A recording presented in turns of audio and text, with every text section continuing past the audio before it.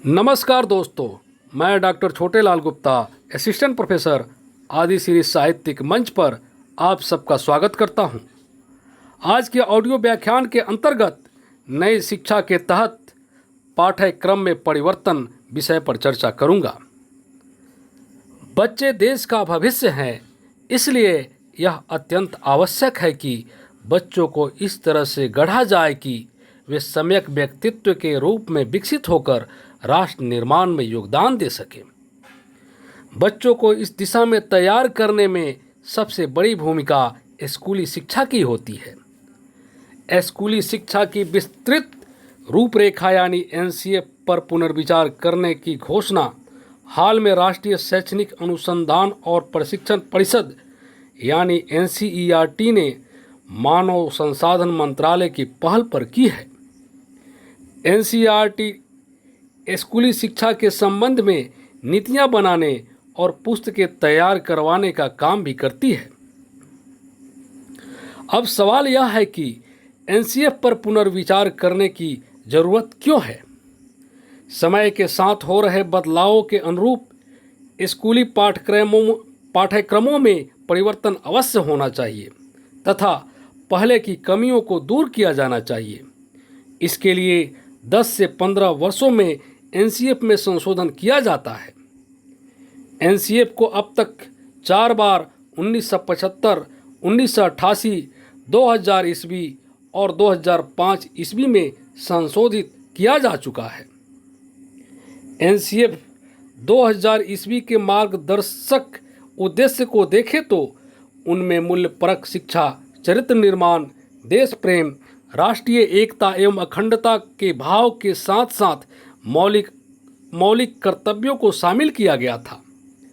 मौलिक कर्तव्यों में संविधान का पालन, राष्ट्रध्वज एवं राष्ट्रगान का आदर करना, भारत की एकता और अखंडता को बनाए रखना, राष्ट्र सेवा, हमारी समग्र संस्कृति की समृद्धि विरासत को महत्व देना आदि शामिल है। बताने की जरूरत नहीं कि उपरोक्त तत्व हर देश के लिए बहुत ही महत्वपूर्ण होते हैं। दुर्भाग्य से वैचारिक और राजनीतिक एजेंडे के तहत इनमें से अधिकांश चीज़ें एनसीएफ 2005 से निकाल दी गई। नया के नाम पर एनसीएफ 2005 में बाल केंद्रित दृष्टिकोण, बिना बोझ के सीखने और इसे अंकदायी बनाने पर जोर दिया गया।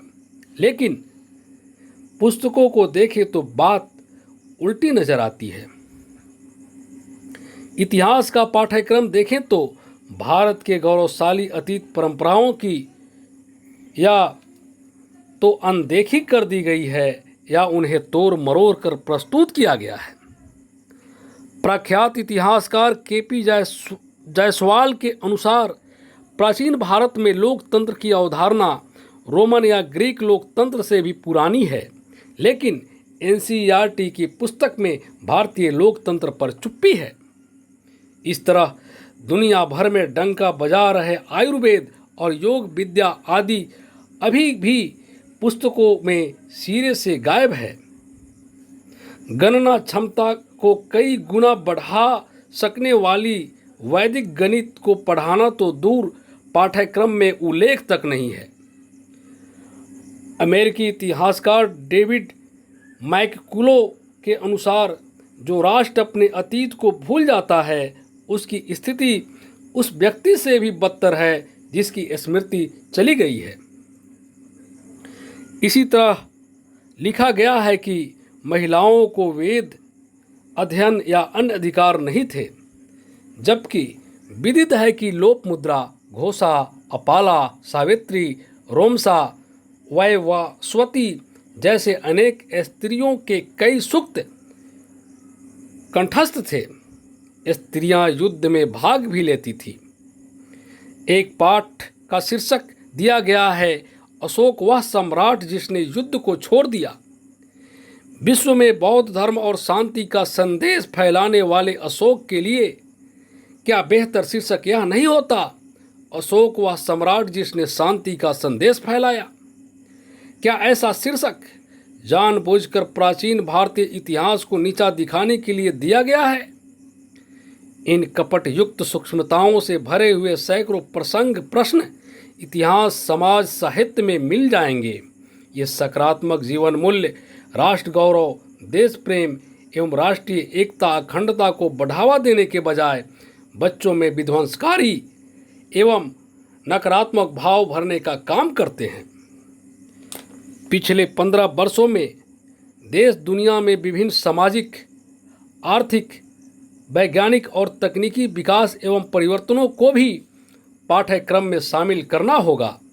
वैश्विक स्तर पर प्रतियोगिता में बने रहने के लिए देश के भावी नागरिकों को इन अद्यतन